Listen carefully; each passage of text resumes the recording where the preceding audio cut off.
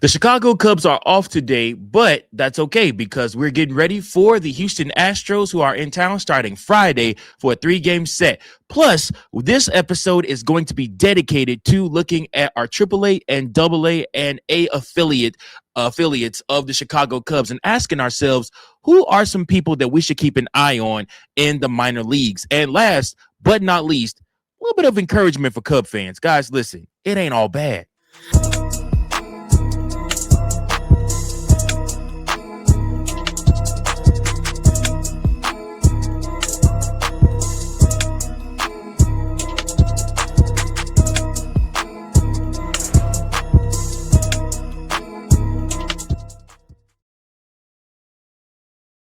Welcome in, everybody, to another episode of Chicago Cubs Central, your number one spot for all things Chicago Cubs. I'm your host, Mike Jones. Thanks so much for tuning in, guys. Listen, if you like what you see, if you love what you hear, make sure that you like, share, and subscribe so that you never miss any of the content we have going on right here on Chicago Cubs Central. Guys, I try to bring the very best content I possibly can. I try to bring in special guests, and I think Monday, don't hold me to it just yet, but I want to do a live watch along Monday for Memorial Day.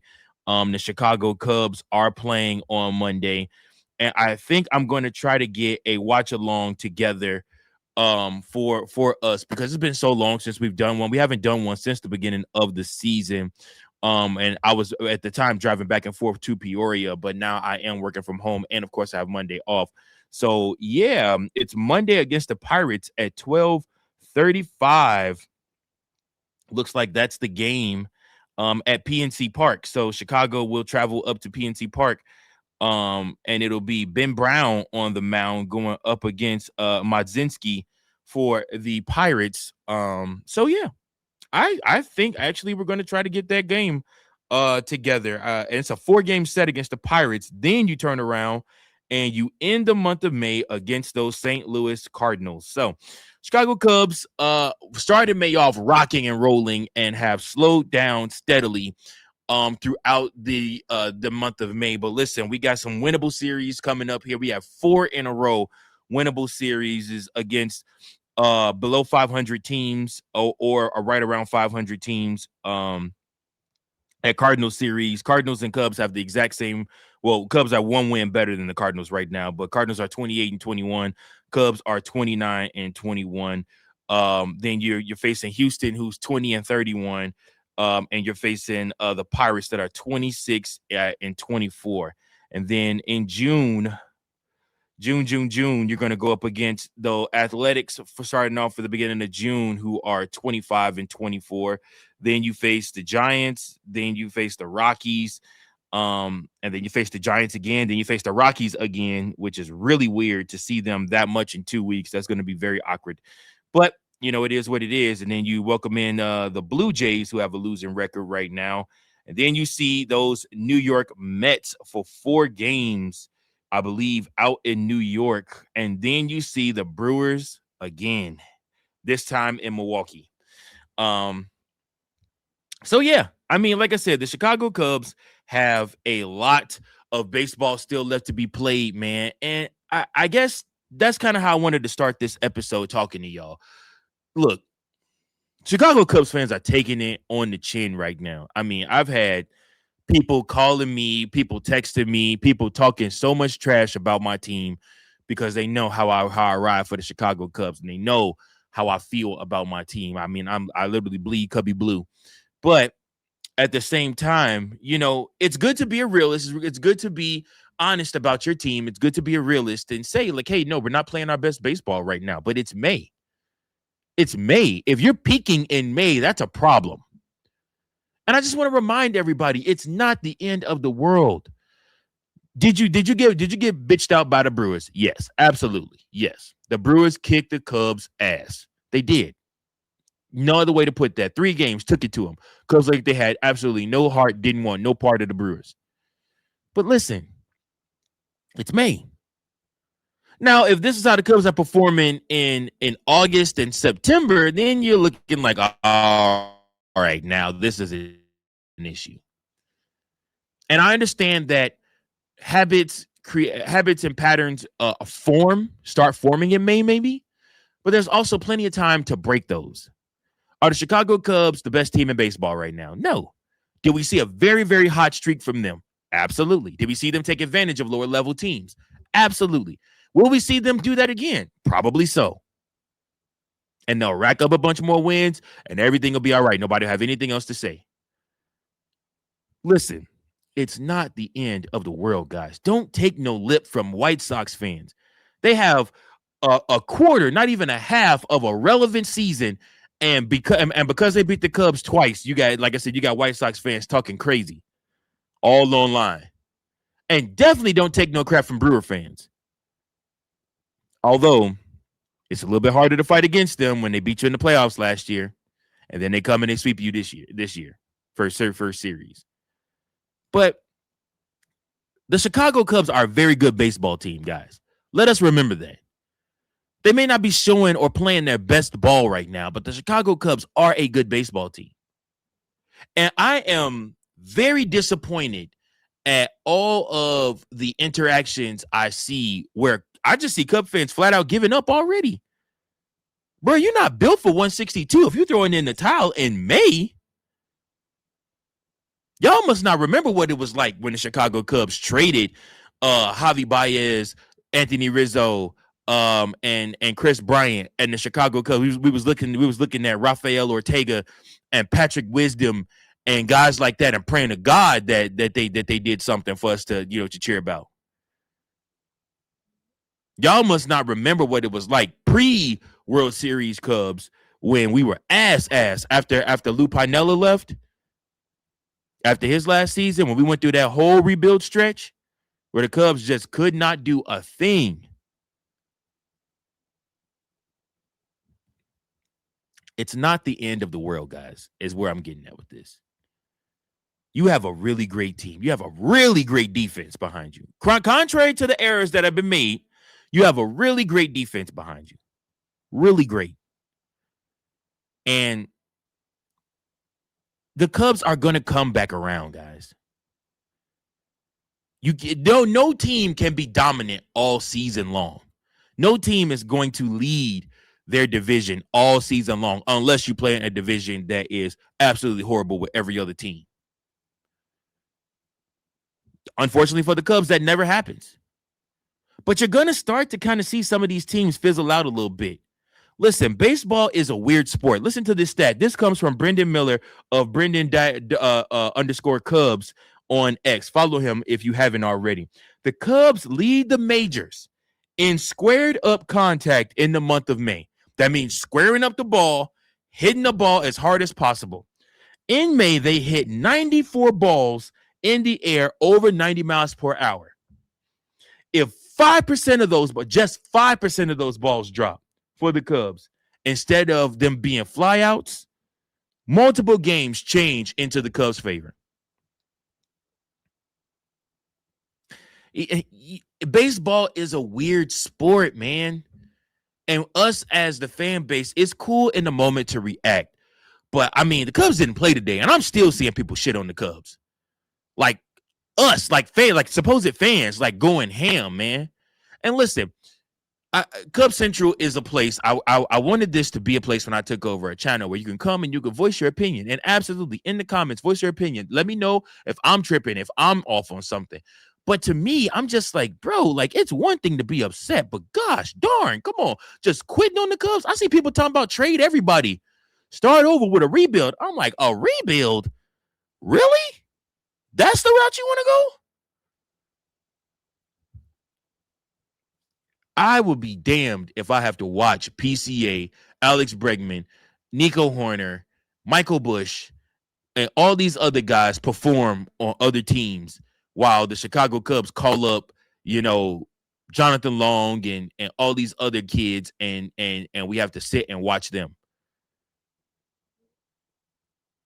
We didn't go out and spend as one of the top as one of the top organizations in the offseason just to turn around and start trading everybody now. Especially not after it's been 3 weeks. Like, calm down. It's gonna be okay, guys. Don't jump off the ledge yet, man. Relax. Also, I want to take some time to spotlight some players that I do believe deserve some credit and that could find their way onto the big league roster. Now, this first one is a little bit of a stretch just because he's in Myrtle Beach right now doing this. But Mason McGwire for the Myrtle Beach Pelicans right now, so far this season, has pitched 26 innings, has a 1.73 ERA. He has a 1 whip and he has a 36% strikeout rate. So listen, that is tops right now in that league in the single A league. He features a four-seam fastball that sits around 90 to 95 with the downhill plane from his 6'4" frame. He has a breaking ball, which is a slider described as a primary secondary offering, though he's still developing. Some reports refer to it generally as a breaking ball rather than a fully polished slider. So still working on that. And he is developing an off-speed pitch, likely something of a changeup, but public scouting reports haven't detailed much in that just yet. Again, he's still viewed as a projectable arm with upside because of his size, athleticism, and strikeout ability. In 2026, with the Myrtle Beach Pelicans, he is missing bats at a rate with 37 strikeouts in 24 and 1/3 inning. Listen, that'll play. That'll play. It would not surprise me if you see him get called up to South Bend sometime this year. And then if he kills in South Bend this year, next season, you very well could see him on the AAA club. And if he does good in the AAA club, well, then you know what's next after that. Definitely want to highlight the kid. And then last but not least, I also want to highlight Jordan Wicks. Jordan Wicks is on a rehab stint right now, looking to make it back to the majors. And I ain't gonna lie to you, the major league club sorely needs him. There is a couple of TBAs for the Chicago Cubs that have not been named just yet for pitchers. And I think Jordan Wicks could very well find himself back in the majors pitching as soon as maybe this week. Why do I think that? Well, he's pitched 15 innings. He has only allowed 1 earned run. He has 12 strikeouts, 8 walks, and allowed 7 hits in that time. So Jordan Wicks is finally starting to settle down. Now, I know that the walks number isn't great. You'd like to see that down a little bit. You don't want too much traffic because that's how you end up having a big inning. However, the kid also in his last outing pitched 5 1/3 scoreless, only allowed 1 hit, no earned runs, and 2 walks. That'll play. That'll play in the majors. That's Ben Brown numbers. That'll play. He's a lefty. He's got power. And that slider plays. If he gets that swing and miss with that slider ball, it's gonna play every single time. I'll take it. The Chicago Cubs sorely need to get figured out what they're going to do with their pitching staff. And again, if Edward Cabrera is going to be out for a while, that means he's going to miss his next start against the Pirates. That's a TBA right there. That very well could be, the time that we see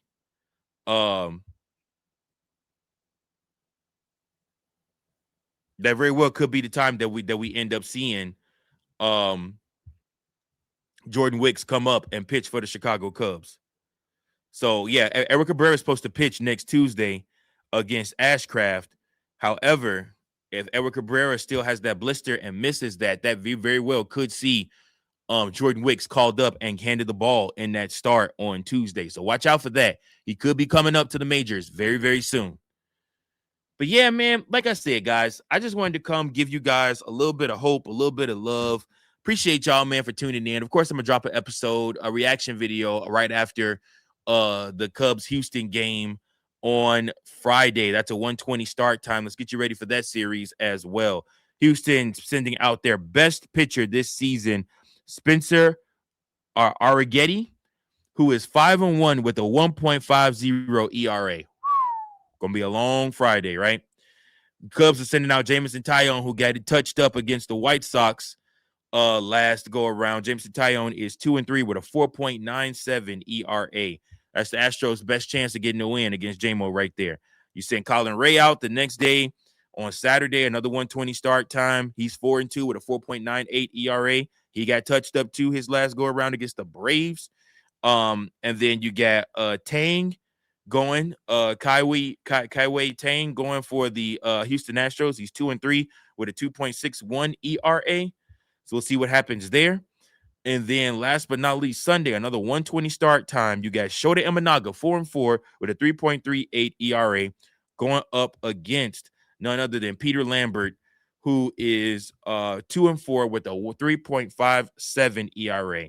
So, like I said, winnable series for the Cubs. They may drop one. They may drop Friday. Friday might be a tough game. We'll see. But at the same time, the Chicago Cubs have to come out and beat the Chicago Cubs. They have to turn the page. Craig Counsell has talked about it a lot. The Chicago Cubs got to turn the page. Don't focus on that Brewer series. Don't let that stuff linger. Turn the page. Move forward. Start racking up victories. Take advantage of these under 500 teams that you're about to play. And around they sub 500 or around 500 teams that you're about to play. And win these ball games. Simple as that. All right, guys, that's my episode for today. Hopefully we fly a W on Friday. It's been a week. Literally, have been a week Friday if we fly a W tomorrow. So please, Cubs, go get that victory for everybody so they can stop jumping off the ledge and stay with the boys. Until next time, my name is Mike Jones. Go Cubs, go. Peace. Thank you for watching another episode of Chicago Cubs Central, the #1 spot for all Chicago Cubs content. Remember to like, share, subscribe for more Cubs content.